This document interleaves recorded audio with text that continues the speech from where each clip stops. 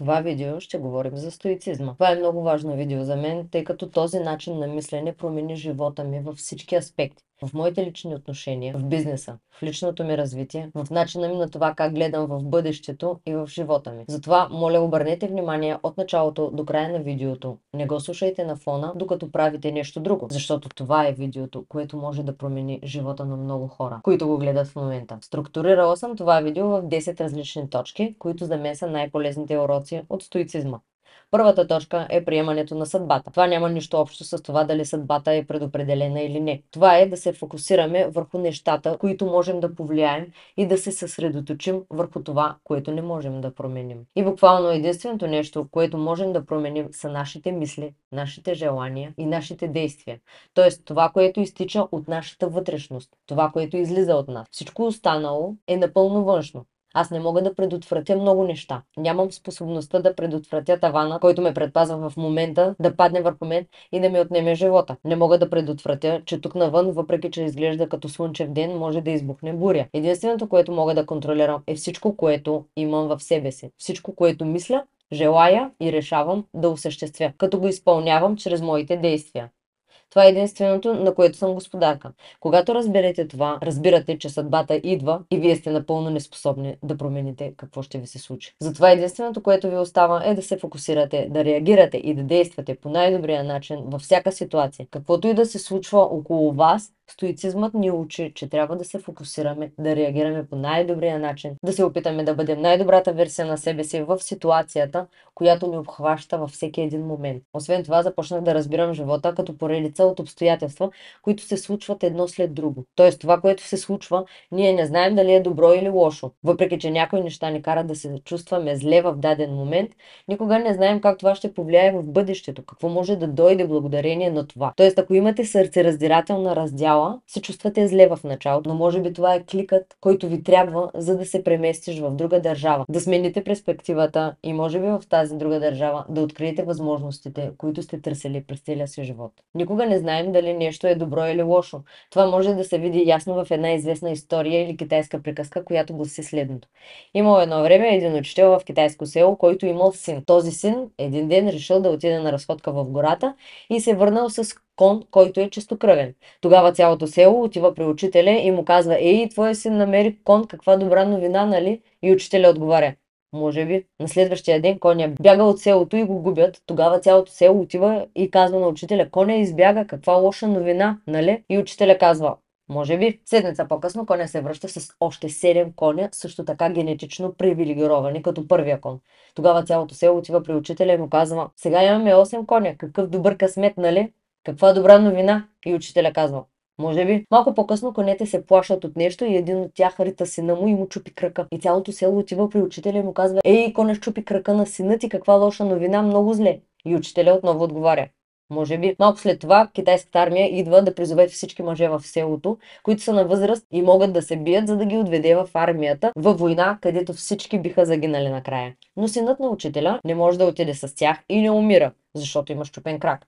И отново му казват на учителя: "Каква добра новина, твоя син се спаси." И той казва: "Може би." Изводът от тази история е, че ще ни се случат всякакви обстоятелства отново и отново. Ще дойдат в живота ни всевъзможни обстоятелства и никога няма да можем да знаем дали наистина са добри за нас или са лоши. Аз изживях подобна ситуация. В България ме приеха за работа в полицията и това беше моята голяма мечта. Но по непредвидени обстоятелства трябваше да дойда в Испания. За добро или лошо, не знам. Само знам, че ме накара да загърбя мечтата си и да тръгна за чужда държава. Сега след години съм много успешна, имам фирми, които ми носят пасивни доходи и днес всички ми казват: "Какъв късмет, че ти се случи така да дойдеш в Испания, нали?" И аз казвам: "Може би, не знам. Може би щях да остана в България и днес да съм бездомник или да ме застреля докато съм на работа. Или може би щях да съм мултимилионерка в Силиконовата долина, защото по други причини щях да замина за Америка. Може би щяха да ме прегазят и да умра. Не зная." Затова единственото, в което се концентрирам с този стоически подход, е да приемам нещата такива, каквито идват в живота ми и да реагирам по най-добрия възможен начин. На второ място, стоицизмът ни учи да практикуваме самодисциплината и самоконтрола. Не можем да контролираме емоциите си, това е факт, но все пак можем да контролираме действията. Емоциите ни ще ни подскажат как да реагираме по определен начин, но ние имаме силата да решим дали да следваме тези емоции или не. Ако успеем да се владеем и да имаме този самоконтрол, ще успеем да насочим живота си в посоката, в която искаме да отидем. Защото емоциите винаги ще се опитват да ни подлагат капани. Те са тези, които ще ни дадат цяла гама и разнообразие от извинения, за да не правим това, което трябва да направим. Ще опитат да играят с нас, да играят с ума ни, ще се опитат да ни избутат към моменталната наслада и удоволствие. Но в момента, в който научите да отхвърляте това удоволствие и наслада и вместо това да сте последователни и да правите това, което истински искате да правите, тогава ще стигнете далеч в живота. И не става въпрос за отхвърляне на насладата. Става въпрос за отхвърляне на моментното удоволствие. Защото истинската наслада ще дойде в дългосрочен план. Когато правите това, което трябва да правите последователно, през дълги периоди от време, виждайки много малък напредък, виждайки 0,1% напредък всеки ден, ден след ден, без да пропускате. Няма да постигнете физическия облик на мечтите си или да изградите империя за една нощ. Но ако се фокусирате и работите всеки ден и напредвате с 0,1%, стъпка по стъпка ще стигнете и ще построите това, което искате да построите. Тухла по тухла. Когато стъпка по стъпка го постигнеш, ето това е истинската наслада. Това е нещото, което наистина преследваме. И очевидно няма да е лесно. Ако беше лесно, всеки би го направил. Ако видеото за сега ви харесва, можете да ми дадете един лайк. На вас не ви струва, но на мен ми помагате безкрайно много. Третата точка, която стоицизмът ни учи, е да ценим настоящия момент, тук и сега. Виждам много хора, които страдат от тревожност и депресия. Има фраза, която много ми харесва от една много уважавана психоложка и психиатър в Испания, която казва, че тревожността е излишък на бъдеще, а депресията е излишък на минало. Хората, които са депресирани, страдат заради това, което им се е случило преди, защото живеят закачени за лошите ситуации, които може би са имали в миналото. Но миналото е минало. Отминало е вече. Вече не е тук. Тук е само настоящето.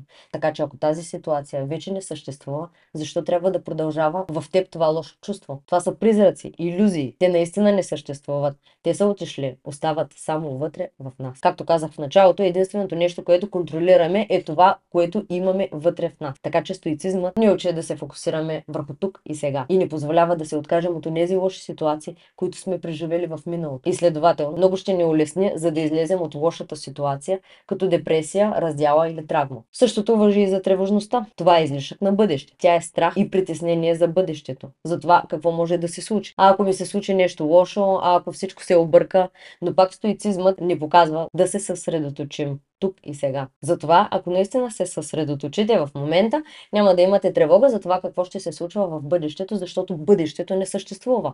Не съществува, защото когато започне да съществува, вече ще е настоящето. Бъдещето са просто илюзии, които рисуваме във въздуха за това какво може да стане. И прекаленото мислене за бъдещето, единственото, което прави, е да навреди на настоящето. Да го вреди и да ни накара да живеем със страх и несигурност. Четвъртият фундаментален урок, който стоицизмът ни учи, е да практикуваме необвързаност към материалното. Няма смисъл да се привързваме към материални позиции, защото често се привързваме просто за социален статус, за това какво мислят другите хора или обществото като цяло за нас. И когато разберем стоицизма, това автоматично става напълно ненужно в живота ни. Автоматично се произвежда непривързването и пускането от материалните блага, за които говоря. Защото започваш да разбираш, че няма никакъв смисъл. Защото всичко, което има значение, е това, което е вътре в теб. Това, което ти си и в това, в което се превръщаш. Това не означава, че не можем да се наслаждаваме на определени неща. Означава, че трябва да научим как да се наслаждаваме на нещата, без да зависим от тях. Не можеш да зависиш от логото на тениската ти или от марковата чанта, за да се чувстваш добре, за да се чувстваш важен. Можеш да се наслаждаваш на Ферари, няма проблем. Изглежда нормално. Можеш да се наслаждаваш това, но твоето самочувствие и самоувереност и самовъзприятие не могат да зависят от колата, която караш. Петият урок, на който ни учи стоицизма, е да научим как да практикуваме пълноценно внимание. Трябва да бъдем по-съзнателни за нашите мисли, за заключенията, до които стигаме, и за нашите действия, за това, което правим. Не трябва да действаме автоматично, не трябва да вървим без посока, правейки нещата просто така. Защото да, добре е да се питаме защо правим всичко това, което правим. всяка стъпка, която правим. Това ни позволява да реагираме по-мъдро и осъзнато на всички ситуации, които ни се представят. И днес е по-важно от всякога да се научим как да практикуваме пълноценното внимание. Защо? Защото живеем в общество, изпълнено с стимули, социални мрежи, които се опитват да привлекат вниманието ни с дозите адиктивен допамин, за да ни държат да консумираме и да консумираме социални мрежи и да изкарваме пари за всички тези мултинационални компании, които монетизират вниманието ни, монетизират времето ни на екрана. Живеем заобиколени от комерциални стимули. Социалните мрежи искат да те направят зависим. Индустрията на хранене иска да те направят зависим. Индустрията на порното иска да те направят зависим. Живеем в общество, в което имаме твърде много опции. Искаш ли да имаш партньор? Имаш всички опции на света. Имаш приложения за запознанства. Можеш буквално да пишеш на хиляди хора и си само на един клик разстояние от твърде много опции. Живеем преднатоварени от стимули и затова сме изгубили способността си да се концентрираме върху нещото, от което наистина се постига напредък. Когато успеем наистина да се концентрираме и да си поставим целия фокус върху едно нещо, тогава постигаме това, което искаме.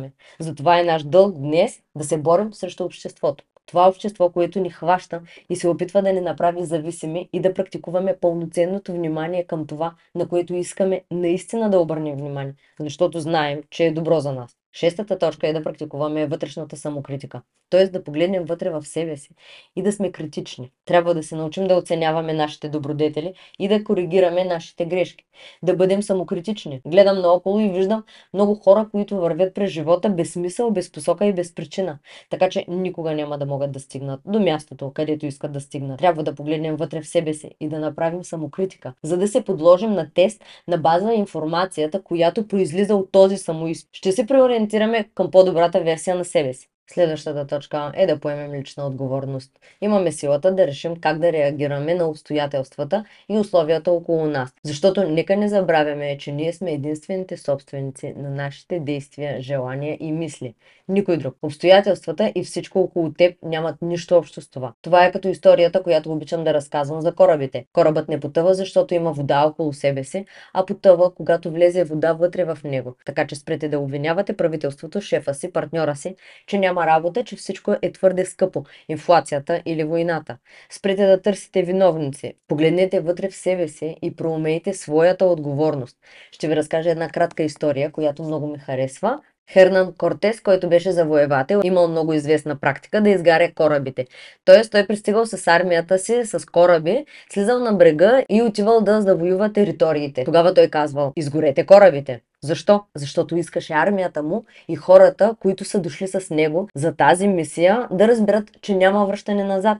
Няма капитулация. Няма опция да се върнем на кораба и да се върнем у дома. Изгарят корабите и това вече не може да стане. Трябва да изпълним мисията до край. Армията трябва да поеме отговорност и да разбере, че няма обратен път. И когато вие поемете лична отговорност, трябва да бъдете способни да изгорите вашите кораби, които въпреки, че имате възможност за обратен път, трябва да бъдете способни да се подчините на илюзията, че няма обратен път. Че трябва да отидете напред с всичко, без да имате избор. Следващата точка, която ни учи стоицизмът, е да практикуваме благодарност. Тоест да сме благодарни за това, което имаме и за това, което сме, вместо да живеем разочаровани и стресирани от всичко това, което искаме да постигнем. Всичко това, което ни липсва, което все още нямаме, и най-вече да разберем, че щастието е вътре в нас самите. Че наистина няма материални притежания или обстоятелства на други хора, които могат да ни направят щастливи. Един авторитет по стоицизъм в Испания каза нещо, което ми се струва страхотно, и това е, че ако ти не си способен да си щастлив с едно кафе, също така няма да можеш да го направиш и с Ферари. Тоест единственото нещо, което каза, е, че щастието е вътре в нас и нашата способност да намерим това щастие и да го привлечем като магнит. И последната точка, на която ни учи стоицизмът, е да се справим с страха. Един стоически човек трябва да бъде смел и да бъде устойчив, т.е. трябва да пада и да става. И ако падне отново, трябва да стане отново и отново. Стоицизмът ни казва, че трудностите са възможности за растеж и за закрепване. Трудностите са възможности да станем все по-добра версия на себе си. Ако това видео ви е помогнало поне малко в това да подобрите живота си,